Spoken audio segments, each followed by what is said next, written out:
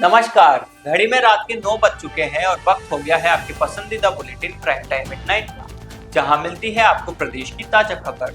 आप देख रहे हैं बीबीसी राजस्थान और मैं हूं आपके साथ निखिल।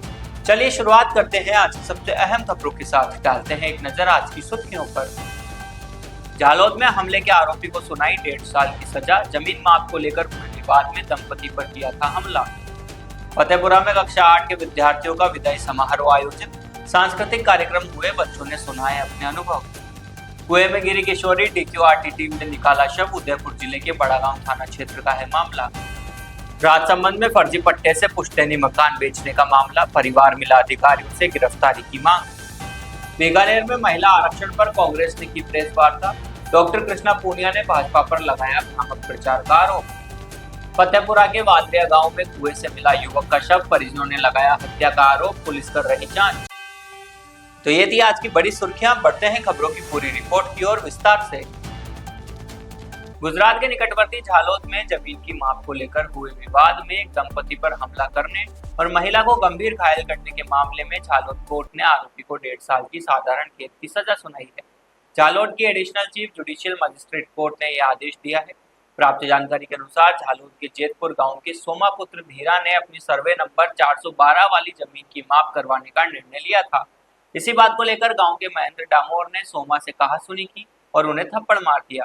इसी दौरान महेंद्र ने गुस्से में आकर सोमा की पत्नी मीरा पर लकड़ी से हमला कर दिया। इस हमले में मीरा को गंभीर चोटें आई और फ्रैक्चर हो गया। घटना के बाद पुलिस में शिकायत दर्ज करवाई। यह मामला झालोद के additional chief judicial magistrate S A. Taylor की कोर्ट में चला। सरकारी वकील वी.एस. मछार द्वारा प्रस्तुत मौखिक और दस्तावेजी सबूतों व दलीलों को कोर्ट ने मान्य रखा। कोर्ट ने आरोपी को 1 साल 6 महीने की साधारण कैद की सजा सुनाई है। इसके अलावा आरोपी पर 1000 रुपए का जुर्माना भी लगाया गया है। गुजरात के निकटवर्ती दाहोद जिले में फतेहपुरा की वलुंडी प्राथमिक शाला में कक्षा 8 के विद्यार्थियों के लिए विदाई समारोह का आयोजन किया गया। मुख्य अतिथि के रूप में फतेहपुरा ब्रह्मा कुमारी सेंटर की नीता दीदी उपस्थित रही। उनके साथ स्वास्थ्य विभाग से सुभाष और अल्पाबेन भी मौजूद थे। नीता दीदी ने विद्यार्थियों को भविष्य में सफलता प्राप्त करने के लिए शुभकामनाएं दी। कक्षा 8 की वर्ग शिक्षिका विधि कलाल ने विद्यार्थियों के साथ अपने अनुभव साझा किए। कक्षा 8 के विद्यार्थियों ने स्कूल में बिताए समय के संस्मरण प्रस्तुत किए और अपने शिक्षकों का आभार व्यक्त किया। शाला की कक्षा 6 से 8 के स्टाफ द्वारा सभी विद्यार्थियों को यादगार के रूप में बॉल पेन भेंट किया गया। कार्यक्रम का संचालन जिग्नेश कलाल द्वारा किया गया। उदयपुर जिले के बड़गांव थाना क्षेत्र के गोड़ान कला गाँव में एक दर्दनाक हादसा हो गया। अपनी दादी के साथ बकरियां चरा रही 17 वर्षीय किशोरी कुएं में गिर गई, जिससे उसकी मौत हो गई। पुलिस से मिली जानकारी के अनुसार दोपहर करीब 3 बजे गोडान कला निवासी पुष्पा गमेती पुत्री भूरालाल गमेती अपनी दादी के साथ खेत पर बकरियां चरा रही थी। प्यास लगने पर वह पास ही बने कुएं से पानी निकालने लगी। इसी दौरान संतुलन बिगड़ने से वह कुएं में जा गिरी।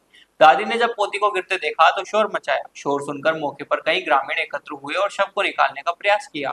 सफलता न मिलने पर ग्रामीणों ने बड़गांव थाना पुलिस को सूचना दी। थाना पुलिस ने तत्काल उप नियंत्रक नागरिक सुरक्षा विभाग उदयपुर दीपेंद्र सिंह राठौड़ को जानकारी दी। राठौड़ के आदेश पर तुरंत डीक्यूआरटी टीम का गठन कर मौके पर रवाना किया गया। टीम ने मौके पर पहुंचकर महज 10 मिनट में शव को कुएं से बाहर निकाला और पुलिस को थाना बड़गांव को सुपुर्द कर दिया। रेस्क्यू टीम में गोताखोर विजय नकवाल, नरेश चौधरी, कैलाश मेनारिया, भवानी शंकर वाल्मीकि, सचिन कंडारा, वाहन चालक प्रकाश राठौड़ और वरिष्ठ सहायक गोविंद जगरवाल शामिल थे। पुलिस ने शव का पोस्टमार्टम करवाकर परिजनों को सौंप दिया है। हादसे के बाद गांव में शोक की लहर है। राजसमंद जिले के भीम सदर बाजार स्थित पुश्तैनी मकान को फर्जी दस्तावेजों के जरिए बेचने का सनसनीखेज मामला सामने आया है। पीड़ित परिवार की शिकायत पर उच्च अधिकारियों ने आरोपियों के खिलाफ शीघ्र कार्रवाई का आश्वासन दिया। जानकारी के अनुसार हंसा देवी देरासरिया, पत्नी मदन लाल देरासरिया एवं उनके पुत्र नितिन देरासरिया ने आरोप लगाया कि उनके पुश्तैनी मकान का फर्जी पट्टा बनाकर उसे करीब 3 करोड़ रुपए में अन्य व्यक्ति को बेच दिया गया। आरोप है कि उत्तम चंद देरासरिया एवं उनके पुत्र चंद्रेश देरासरिया ने पहले मदन लाल और नितिन कुमार के फर्जी हस्ताक्षर कर मकान को मात्र 20 लाख रुपए में अपने नाम की इकरारनामा करवाया और बाद में उसे अपनी संपत्ति बताकर आगे बेच दिया। पीड़ितों ने बताया कि इस मामले में भीम न्यायालय में प्रकरण विचाराधीन है। उन्होंने भीम थाने में 3-4 बार लिखित शिकायत दी, लेकिन 3 माह बीत जाने के बावजूद कोई ठोस कार्रवाई नहीं हुई। गुरुवार को पीड़ित हंसा देवी और उनके पुत्र ने उच्च अधिकारियों के समक्ष अपनी पीड़ा रखी। अधिकारियों ने आश्वस्त किया कि दोषियों के खिलाफ सख्त कार्रवाई की जाएगी और किसी भी गुनहगार को बख्शा नहीं जाएगा। पीड़ित परिवार ने आरोप लगाया कि 10 दिन पहले आरोपी चंद्रेश देरासरिया कथित रूप से कुछ असामाजिक तत्वों के साथ उनके खेड़ा स्थित घर पहुंचा और 60 लाख रुपए देकर जबरन हस्ताक्षर कराने का दबाव बनाया। विरोध करने पर जान से मारने की धमकी दी गई। पीड़ितों ने प्रशासन से सुरक्षा प्रदान करने एवं उनका पुश्तैनी मकान वापस दिलाने की मांग की है। बीकानेर में कांग्रेस पार्टी के आदेशानुसार आज डॉक्टर कृष्णा पूनिया ने प्रेस वार्ता आयोजित की। प्रेस वार्ता के बाद पत्रकारों से रूबरू होते हुए उन्होंने कहा कि 2023 में नारी शक्ति वंदन अधिनियम कानून पास हुआ था, जिसमें महिलाओं को 33% आरक्षण की बात कही। डॉक्टर पूनिया ने आरोप लगाया कि आज 2026 में भारतीय जनता पार्टी इस कानून की आड़ में परिसीमन करना चाहती है, जिसका कांग्रेस पार्टी विरोध करती है। उन्होंने मांग की कि 543 लोकसभा सीटों पर महिलाओं को 33% आरक्षण तुरंत प्रभाव से मिलना चाहिए। उन्होंने कहा कि भाजपा इस मुद्दे पर लोगों के बीच भ्रामक प्रचार कर रही है। मल्लिकार्जुन खड़गे के बयान से जुड़े विवाद पर पूछे गए सवाल पर डॉक्टर पूनिया ने कहा कि खड़गे जी बहुत अनुभवी व्यक्ति है और इतनी बड़ी ऐतिहासिक पार्टी का नेतृत्व कर रहे हैं।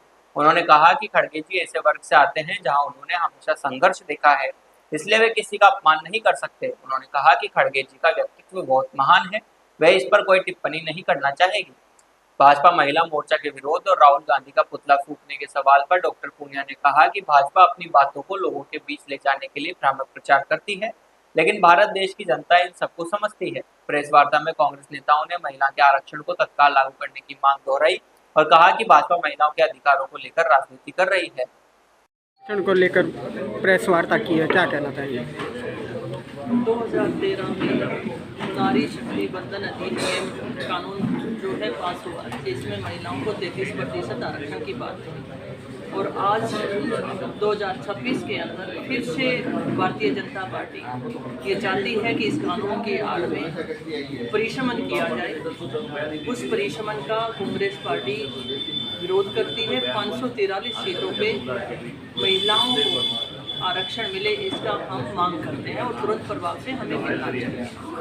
लेकिन इसका भ्रामक प्रचार भारतीय जनता पार्टी लोगों के बीच में गलत तरीके से लेना चाहती है। हम फिर से कहना चाहते हैं कि 33% आरक्षण तुरंत और आज ही लागू हो, ये हम कहना चाहते हैं। मैम, खड़गे जी की भाषा को लेकर जो मामला चल रहा है उसको लेकर क्या कहेंगे? नहीं, वो इतना एक्सपीरियंस्ड पर्सन है और इतनी बड़ी ऐतिहासिक पार्टी का नेतृत्व कर रहे हैं और मैं कहना चाहूँगी कि वो ऐसे वर्ग से आते हैं जहाँ पर उन्होंने हमेशा से संघर्ष देखा है और मुझे नहीं लगता कि वो किसी का अपमान कर सकते हैं। तो मैं इसके ऊपर इस बात का कोई टिप्पणी नहीं करना चाहूँगी। वो व्यक्तित्व बहुत महान है। महिला मोर्चा, बीजेपी महिला मोर्चा भी विरोध कर रही है क्या? कल राहुल गांधी का पुतला भी फूंका था। मैंने जैसे कहा कि ये लोग अपनी बातों को लोगों के बीच में ले जाने के लिए भ्रामक प्रचार करते हैं, लेकिन भारत देश की जनता इन सबको समझ सकती है। दाहोद जिले में फतेहपुरा के बादरिया गांव में एक चौंकाने वाली घटना सामने आई है। एक युवक की हत्या कर शव कुएं में फेंकने का आरोप लगा है। मृतक के परिजनों ने पुलिस पर भी आरोपियों को बचाने का गंभीर आरोप लगाया है। प्राप्त जानकारी के अनुसार अश्विन डागी निवासी घूगस ने जिला पुलिस अधीक्षक को शिकायत दी है कि 15 अप्रैल को वह अपने भाई और परिवार के साथ बादरिया गांव में एक शादी समारोह में गए थे। वहां डीजे को लेकर बोलचाल हुई और आरोपियों के साथ खींचतान व गाली गलौज हुई। हालांकि बाद में मामला शांत हो गया था। शादी की रस्म पूरी होने के बाद मृतक भाई अचानक गायब हो गया। परिजनों ने तलाश शुरू की। अगले दिन सुबह फोन से सूचना मिली कि उनके भाई का शव गाँव के कुएं में मिला है। मौके पर जाकर देखा तो शव से चांदी सोने के गहने गायब थे। परिजनों का आरोप है कि मृतक के शरीर पर सिर, पेट और कमर और पैर पर गंभीर चोट के निशान है, जो हत्या की आशंका को बल देते हैं। फिर भी पुलिस द्वारा मामले को हादसा बताने का प्रयास किया जा रहा है। परिजनों ने आरोप लगाया कि पुलिस ने मृतक की पत्नी को धमकाकर शिकायत में फेरबदल करवाया और गंभीर अपराध को हल्का बना दिया। पुलिस पर रिश्वत लेकर आरोपियों को बचाने का भी आरोप लगाया गया है। प्रार्थी ने मांग की है कि पूरे मामले में निष्पक्ष और उच्च स्तरीय जांच हो और आरोपियों के खिलाफ हत्या का मामला दर्ज कर कड़ी कार्रवाई की जाए। तो ये थी आज की बड़ी खबरें। राज्य की हर छोटी बड़ी हलचल को जानने के लिए जुड़िए हमारे साथ हर रात 9 बजे BBC Rajasthan prime time at 9 पर। अगर आप भी अपने क्षेत्र, संस्था, समाज या संगठन की खबरें हमारे साथ साझा करना चाहते हैं तो हमें संपर्क करें 9414102499 पर। और राजस्थान की हर ताजा जानकारी के लिए फॉलो करें और सब्सक्राइब करें हमारे इंस्टाग्राम व यूट्यूब चैनल बीबीसी राजस्थान को।